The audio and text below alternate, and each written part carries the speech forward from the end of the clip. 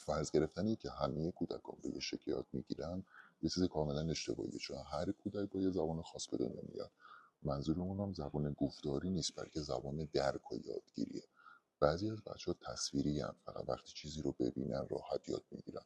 خب بعضیاشون شنوایی هم، باید گوش کنن، تکرار کنن با صدای بلند بتونن یاد بگیرن. بعضی هم لمسی هم، باید لمس کنن، کار بکنن تا بتونن بفهمن چیه داستان. چرا این موضوع مهمه؟ چون کانال ارتباطی هر آدم، هر بچه باعث میشه که اون یاد بگیره چجوری به مسائل فکر کنه و یاد بگیره چی کار باید کرد. بعد کودکان رو بشناسیم، بفهمیم چی کار میکنن، بفهمیم روش یادگیریشون چیه، شخصیتشون چیه.